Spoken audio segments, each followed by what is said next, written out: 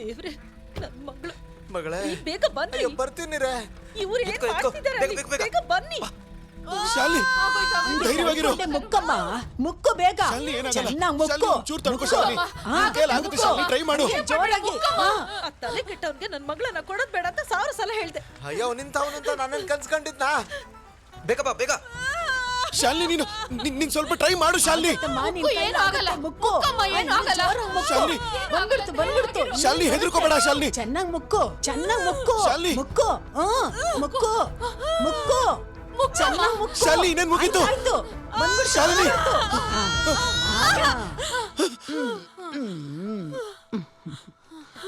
ದೇವ್ರೆ,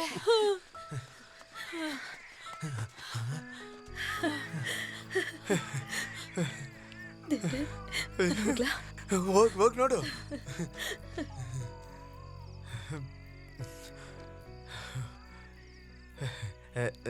ನೀವು ಹೋಗ್ರಪ್ಪ, ನೀವೇನು ಹೋಗ್ಬೋದು. ನಾಳೆ ಬಂದು ಸಿಗ್ತೀನಿ. ಆಯ್ತಣ್ಣ.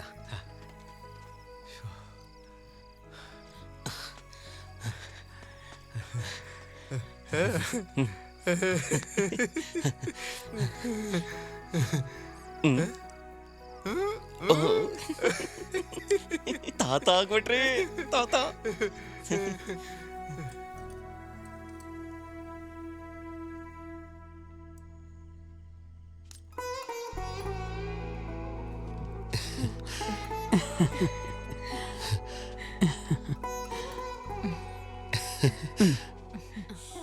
ಪೂರ್ವಾಷಾಢ ನಕ್ಷತ್ರ.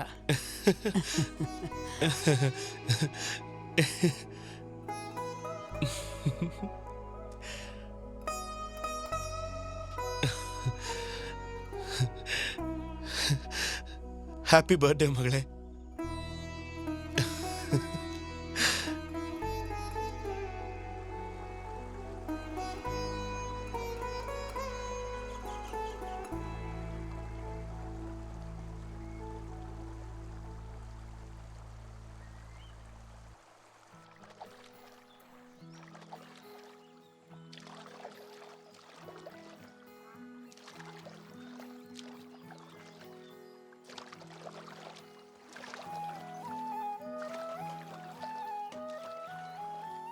ಮತ್ತೆ ಹೇಗಿದ್ದೀರಾ?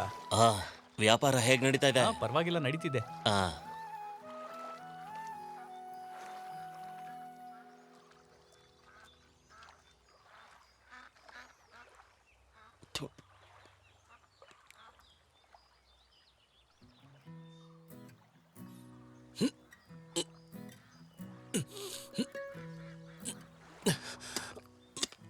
ಏನೋ ಸೋಮ, ನೀನ್ ಟ್ರಾನ್ಸ್ಫರ್ ವಿಷಯ ಏನಾಯ್ತು? ಟ್ರಾನ್ಸ್ಫರ್ ಬೇಕು ಅಂದ್ರೆ ಯಾವಾಗ್ಲೂ ತಗೋತಾ ಇದ್ದೆ. ನಮ್ಮೂರಂತ ತಾನೇ ಇಲ್ಲಿರೋದು ನಾನು. ಸರಿ, ಹಾಗಿದ್ರೆ ಏನಾಯ್ತು? ನಮ್ ಗೌರ್ಮೆಂಟ್ ಗೊತ್ತಲ್ಲ, ಯಾವಾಗ ಏನ್ ನಡೆಯುತ್ತೆ ಅಂತ ಯಾರೋ ಗೊತ್ತು. ಸೋಮನಣ್ಣ, ಹೆಂಗಿದ್ದೀರಾ? ಸರಿಯಾಗಿ ಹಿಡ್ದೆ ತಾನೆ? ನೀವು ಇದನ್ನ ಶುರು ಮಾಡ್ಬಿಟ್ರಾ? ಸೋಮಣ್ಣನ ಎಫೆಕ್ಟು. ಹೋಗ.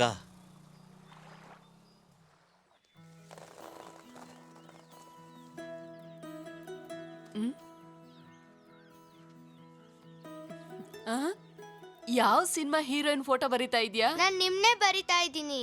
ನಾನಾ? ತೋರ್ಸು ನೋಡು. ಇನ್ನೊಂದ್ ಸ್ವಲ್ಪ ಸರಿಯಾಗಿ ಬರಿಬೇಕು ನೋಡು, ಹೆಬ್ಬೆರಳು ಸರಿಯಾಗಿಲ್ಲ. ಅಜ್ಜಿ, ಇದು ನಮ್ ದೇಹದಲ್ಲಿರೋ ಒಂದ್ ಭಾಗ ತಾನೆ. ಆಗಿದ್ರೆ ಇದು ಪ್ರಕೃತಿಯ ಕೆಲ್ಸ ತಾನೆ. ಒಬ್ಬೊಬ್ರು ಒಂದೊಂದ್ ತರ ಇರ್ತಾರೆ. ಈಗ ಇಬ್ಬಿಬ್ಬರನ್ನ ಸಹಿಸ್ಕೋಬೇಕಲ್ಲ ದೇವ್ರೆ. ಇವಳನ್ನ ಸ್ಕೂಲಿಗೆ ಕಳಿಸ್ದೆ ಮನೇಲೆ ಓದಿಸ್ಬೇಕು ಅಂತ ತೀರ್ಮಾನ ಮಾಡಿದ್ಯಾ? ಕೌನ್ಸಿಲರ್ ಸರ್, ನೀವು ತಪ್ಪಾಗಿ ತಿಳ್ಕೊಂಡಿದ್ದೀರಾ. ನಮ್ ಕಡೆಯಿಂದ ಆತರ ಕಂಪ್ಲೇಂಟ್ ಹೋಗಕ್ ಚಾನ್ಸೇ ಇಲ್ಲ. ಹೋಗು ಸನ್ನಿ, ನಿನಗೇನು ಗೊತ್ತಿಲ್ಲ. ಅದೆಲ್ಲ ಫೇಮಸ್ ಆಗ್ಬೇಕು ಅಂತ ಅನ್ಕೊಂಡ್ರು ಮಾಡೋದು. ಏನ್ ಸರ್ ತೊಂದ್ರೆ? ಬದ್ನೇಕಾಯ್. ಯೋ ಆಫೀಸರು, ಅದು ಕೌನ್ಸಿಲರ್ ಸರ್, ನಾವು ಮುಂಚೆ ಮಾತಾಡಿದ ಹಾಗೆ 100 ತೆಂಗಿನ ಗಿಡಗಳನ್ನ ಉಚಿತವಾಗಿ ಕೊಡಬೇಕು ಅಂತ ನಿರ್ಧಾರ ಮಾಡಿದ್ವಿ. ಆಮೇಲೆ ಮಾತಾಡೋಣ. ನನ್ನ ಪೆಸ್ಟಿಸೈಡ್ ಫ್ಯಾಕ್ಟರಿಯಿಂದ ವೇಸ್ಟ್ ಎಲ್ಲ ಕೆರೆಗೆ ಹೋಗ್ತಿದೆ ಅಂತ ಕಂಪ್ಲೇಂಟ್ ಕೊಟ್ಟಿದೆ ಅಂತ ಕೇಳ್ಪಟ್ಟೆ. ಅದು ಅಲ್ಲದೆ ಮೈನಿಂಗು ಇಲ್ಲೀಗಲ್ ಅಂತ. ನಾನು ಏನೇ ಕೆಲಸ ಮಾಡಿದ್ರು ಈ ಕಳ್ಳ ಕಾರ್ಯಾಚರಣೆ ಎಲ್ಲ ಏನಕ್ಕೆ ಮಾಡ್ತಿದ್ದೆ ಅಂತ ಗೊತ್ತಾಗ್ತಿಲ್ಲ ನನಗೆ. ಓ, ಅದ ವಿಷಯ. ಪ್ರಕೃತಿ ಸಂರಕ್ಷಕ. ಯೋ, ನಮ್ಮೂರಲ್ಲಿ ಫ್ಲಡ್ ಏನಾದ್ರು ಬಂತು ಅಂದ್ರೆ ನೀರನ್ನ ಊರಿಂದ ಹೊರಗಡೆ ಹಾಕೋಕೆ ನಾನು ಮಣ್ಣನ್ನ ತಗೊಂಡು ಎಲ್ಲ ಸರಿ ಮಾಡ್ತಾ ಇದ್ದೀನಿ. ಅರ್ಥ ಆಯ್ತಾ? ಪಬ್ಲಿಸಿಟಿಗೋಸ್ಕರ ಊರ್ನವ್ರಿಗೆ ಯಾಮರ್ಸದ್ ಬಿಟ್ಟು ಬೇರೆ ಏನ್ ಗೊತ್ತಿದೆ ನಿಂಗೆ? ಕಷ್ಟ ಫ್ಲಡ್ ಬರ್ಲಿ ಬಿಡು, ಜನ ಎಲ್ಲ ಅನುಭವಿಸ್ತಾರೆ, ಆಗ ಗೊತ್ತಾಗುತ್ತೆ. ಪ್ರೆಸಿಡೆಂಟ್ ಸರ್, ನಾವು ಕೊಟ್ಟಿದ್ದು ಬರೀ ಒಂದು ಕಂಪ್ಲೇಂಟ್ ಅಲ್ಲ. ನೀವು ಈ ಊರಿನ ಕೆರೆಗಳನ್ನ ಒತ್ತುವರಿ ಮಾಡಲೇಬೇಕು ಅಂತ ಎಷ್ಟು ಲಕ್ಷ ಕ್ಯೂಬಿಕಲ್ ಮೀಟರ್ ಮಣ್ಣನ್ನ ತೆಗ್ದಿದ್ದೀರಾ ಹೇಳಿ? ಕೆರೆ ಹತ್ರ ಎಷ್ಟು ಸಾರ್ವೆ ಮರನ್ನ ಕತ್ತರಿಸಿದ್ದೀರಾ? ಅದ್ರ ಲೆಕ್ಕ ಇದೆಯಾ ನಿಮ್ಮ ಹತ್ರ? ನಾನು ಎಲ್ಲಾನು ಸರಿಯಾಗಿ ಲೆಕ್ಕ ಹಾಕಿ ಈ ಕೆಲಸನ ಮಾಡಿರೋದು. ಹಾಗಾದ್ರೆ ಈಗ ಕೇಳಿಸ್ಕೊಳ್ಳಿ, ಆ ರೆಕಾರ್ಡ್ಸು, ಆ ಲೆಕ್ಕಾಚಾರ ಎಲ್ಲಾನು ಚೆಕ್ ಮಾಡ್ಬಿಟ್ಟೆ ನಾನು ಕಂಪ್ಲೇಂಟ್ ರಿಜಿಸ್ಟರ್ ಮಾಡ್ಕೊಂಡಿದ್ದು. ಈ ಸಮಸ್ಯೆ ಶುರು ಆಗಿದ್ದು ಆ ಸ್ಪಿಲ್ ವೇ ಕ್ಲಿಯರ್ ಮಾಡದೇ ಇರೋದ್ರಿಂದ. ನಮ್ಮ ಹತ್ರ ಒಂದು 40 ಶೆಟ್ರ್ ಇದೆ. ಯಾವ ಶೆಟ್ರ್ ವರ್ಕ್ ಆಗ್ತಿದೆ? ತುಕ್ ಹಿಡಿದಿರೋ ಶೆಟ್ರ್ಗಳಿಂದಾನೇ ಉಪ್ಪು ನೀರು ರೈತರು ಹೊಲದವರೆಗೂ ಬಂದು ಸೇರ್ಕೋತಿದೆ. ಅದು ನಿಮಗೆ ಗೊತ್ತಾ? ಇದಕ್ಕೆ ಉತ್ತರ ಕೊಡೋಕೆ ಸಾಧ್ಯ ಆಗೋದು ನಿಮ್ಮ ಕೈಯಲ್ಲಿ ಮಾತ್ರನೇ. ಅರ್ಥ ಆಗಿದೆ ಅನ್ಕೋತೀನಿ. ನಿನ್ನ ಕೈಯಲ್ಲಿ ಏನಾಗುತ್ತೋ ಅದನ್ನ ಮಾಡ್ಕೋ, ಆದ್ರೆ ತುಂಬಾ ದಿನ ಈ ಸೀಟಲ್ಲಿ ಇರ್ತೀನಿ ಅಂತ ಅನ್ಕೋಬೇಡ. ಅದೇ ವಿಷಯನೇ ಸರ್ ನಾನು ಹೇಳೋಕೆ ಬರ್ತಿರೋದು. ಯಾವಾಗ ನಾನು ಇಲ್ಲಿ ಕೆಲಸ ಬಿಟ್ಟು ಹೋಗ್ತೀನೋ ಅವತ್ತಿಂದ ಇಂಡಿಪೆಂಡೆಂಟ್ ಆಗಿರ್ಬೋದು ನಾನು. ನಿಮ್ಮೆಲ್ಲ ಸಪೋರ್ಟ್ ಇಂದಾನೆ ಹೀಗೆ ಆಡ್ತಿರೋದು. ಇವನು ನೋಡ್ಕೋತೀನಿ.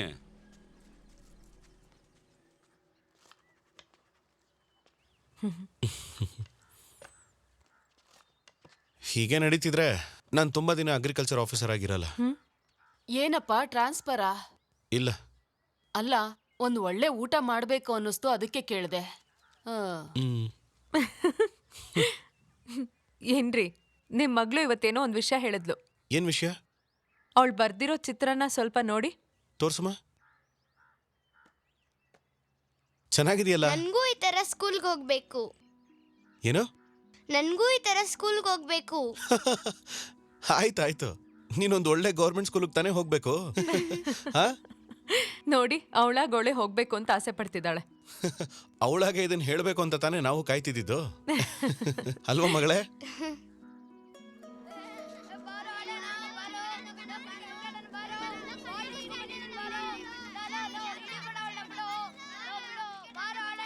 ಈಗಲಾದರೂ ಅರಿವಾಯ್ತಲ್ಲ ನಿಮಗೆ. ಒಂದು ಕೆಲಸ ಮಾಡೋಣ, ಇವಳು ಎಂಟ್ರೆನ್ಸ್ ಎಕ್ಸಾಮ್ ಬರೀಲಿ, ಪಾಸ್ ಆದರೆ ಅವಳು ಕೆಪಾಸಿಟಿಗೆ ತಕ್ಕ ಸ್ಟ್ಯಾಂಡರ್ಡ್ಗೆ ಅಡ್ಮಿಷನ್ ಮಾಡ್ತೀನಿ. ಸರಿ sir. What's your name? I am India. ನಾನು ನಿಮ್ಗೆ ಹೇಳಿಲ್ವಾ, ಕರೆಕ್ಟ್ ಟೈಮ್ಗೆ ಸ್ಕೂಲ್ಗೆ ಅಡ್ಮಿಷನ್ ಮಾಡಲಿಲ್ಲ ಅಂದ್ರೆ ಹೀಗೆ ಆಗೋದು. ನಿನ್ನ ಹೆಸರು ಕೇಳಿದ್ರೆ ದೇಶದ ಹೆಸರು ಹೇಳ್ತಾ ಇದ್ದಲ್ಲಮ್ಮ. No sir, my name is India. ನಿನ್ನ ಹೆಸರು ಇಂಡಿಯಾನೋ? ಸರಿ, ಇದಕ್ಕಿಂತ ವಿಚಿತ್ರವಾಗಿರೋ ಹೆಸರು ಇವ್ರ ಮನ್ಸಲ್ಲಿತ್ತು, ಕ್ರಿಮುಹಿ. ಕ್ರಿಮುಹಿ? ಕ್ರಿಶ್ಚಿಯನ್, ಮುಸ್ಲಿಂ, ಹಿಂದೂ ಜಾತಿನೇ ಬೇಕಾಗಿಲ್ಲ ಅಂತ ನಾವು ಯೋಚನೆ ಮಾಡಿದ್ವಿ. ಇವನು ಚಿಕ್ಕ ವಯಸ್ಸಿಂದಾನು ಡಿಫ್ರೆಂಟೇ. ದಿನ ಎಣ್ಣೆ ಹಚ್ಕೊಂಡು ಸ್ನಾನ ಮಾಡಿದ್ರೆ ಕೊಲೆಸ್ಟ್ರಾಲ್ ಜಾಸ್ತಿ ಆಗುತ್ತಾ ಸಾರ್ ಅಂತ ಕೇಳಿದ್ದ. ಆಮೇಲೆ ಸೋಮನ್, ಎಕ್ಸಾಮ್ ಡೇಟ್ನ ನಿಂಗೆ ತಿಳಿಸ್ತೀನಿ. Okay sir. ಸರಿ ಸರ್. ಹಾಯ್ ಅಪ್ಪ.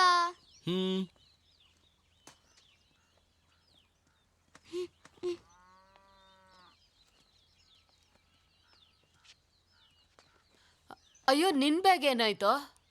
ಅಮ್ಮ, ಇದು ನನ್ನ ಬ್ಯಾಗ್ ಅಲ್ಲ. ಅಡ್ಮಿಷನ್ ಆಯ್ತಾ? ಮತ್ತೆ ಬರ್ತೀನಿ. ಹಾ, ಜಾರ್ಜ್ ಸರ್ ಆಫೀಸಿಗೆ ಬರೋಕೆ ಹೇಳಿದ್ರು. ಇವಳು ಬರ್ದಿರೋ ಎಕ್ಸಾಮ್ ಅಲ್ಲಿ A ಗ್ರೇಡ್ ಸಿಕ್ಕಿದ್ಯಂತೆ. ಸಾಧ್ಯ ಆದ್ರೆ ನಾಳೆನೆ ಕರ್ಕೊಂಡು ಬನ್ನಿ ಅಂತ ಹೇಳಿದ್ರು. ಹೌದಾ? ಇನ್ಮೇಲೆ ನಾನು ಯಾರ ಜೊತೆ ಆಟ ಆಡೋದು? ಅಜ್ಜಿ, ನೀವು ನೈಟಲ್ಲಿ ನೋಡೋ ಸೀರಿಯಲ್ನ ಬೆಳಗ್ಗೆ ಇನ್ನೊಂದ್ಸಲ ನೋಡಿದ್ರೆ ಆಯ್ತು. ಅಪ್ಪ, ನನ್ಗೆ ಒಂದು ಡೌಟು. ವೀಣಾ ಹೇಳಿದ್ಲು ನೀನು ಅಮ್ಮ ತಪ್ಕೊಂಡಿದ್ಕೆ ನಾನು ಉಡ್ದೆ ಅಂತ. ಹೌದಾ ಅಪ್ಪ? ಏನ್ ಹೇಳ್ತಾ ಇದ್ದಾಳೆ ಇವಳು? ಸ್ಕೂಲ್ಗೆ ಹೋಗೋಕ್ ಮುಂಚೆನೆ ಹಾಳಾಗ್ತಿದ್ದಾಳಲ್ಲ. ಹೀಗೆಲ್ಲ ಮಾತಾಡ್ಬಾರ್ದು ಅಂತ ನಿಂಗೆ ಅವತ್ತೇ ಹೇಳಿಲ್ವಾ? ಮಕ್ಳಿಗೆ ಡೌಟ್ ಬಂದ್ರೆ ನಾವೇ ತಾನೇ ಹೇಳ್ಕೊಡ್ಬೇಕು, ಇನ್ಯಾರು ಹೇಳ್ಕೊಡ್ತಾರೆ? ರೀ, ಬೇಡ, ಇವೆಲ್ಲ ಮಾತಾಡಕ್ ಹೋಗ್ಬೇಡಿ. ಬಾಯಿ ಬಿಟ್ರೆ ಪ್ರಶ್ನೆಗಳನ್ನ ಕೇಳೋ ಮಗಳು, ಅವಳು ತಕ್ಕನಾಗೆ ಉತ್ತರ ಕೊಡೋ ಅಪ್ಪ ಇವಳಿಗೆ. ಮಗಳೇ, ಅಪ್ಪ ಅಮ್ಮ ಇಬ್ಬರಿಗೂ ಇಷ್ಟ ಆದ್ಮೇಲೆ ನಾವು ಮದುವೆ ಮಾಡ್ಕೊಂಡ್ವಿ.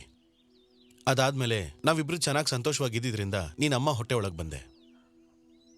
ಹೀಗೆ ಅಮ್ಮನ ಹೊಟ್ಟೆಲಿದ್ದಾಗ ಪ್ರತಿ ತಿಂಗಳು ನೀನು ಬೆಳೀತಾ ಬಂದೆ. ನೀನು ಒದ್ದಾಡೋವಾಗ, ನೀನು ಪುಟ್ಟ ಕಾಲಲ್ಲಿ ಅಮ್ಮನ ಹೊಟ್ಟೆಲಿ ಒದೆಯುವಾಗ ಅವಳು ತುಂಬಾ ಸಂತೋಷವಾಗಿದ್ಲು. 10 ತಿಂಗಳು ಹೊತ್ತಿದಳು ನಿನ್ನ. ಅವಳೇ ನಿಮ್ಮಮ್ಮ. ಅವಳಿಗಾಗ್ತಿದ್ ನೋವು, ದುಃಖನೆಲ್ಲ ತಡ್ಕೊಂಡು ನಿನ್ನನ್ನು ಆದಷ್ಟು ಬೇಗ ನೋಡಬೇಕು ಅಂತಿದ್ದಾಗ ಅವಳ ಜೊತೆಲಿ ಯಾವಾಗ್ಲೂ ಇದ್ದಿದ್ದೆ ನಿಮ್ಮಪ್ಪ. ಮಕ್ಕಳ ಬಗ್ಗೆ ಒಳ್ಳೆದನ್ನ ಯೋಚನೆ ಮಾಡೋದೇ ಅಮ್ಮ. ಅವರನ್ನ ಯಾವುದೇ ಕಾರಣಕ್ಕೂ ಅಳಿಸಬಾರ್ದು.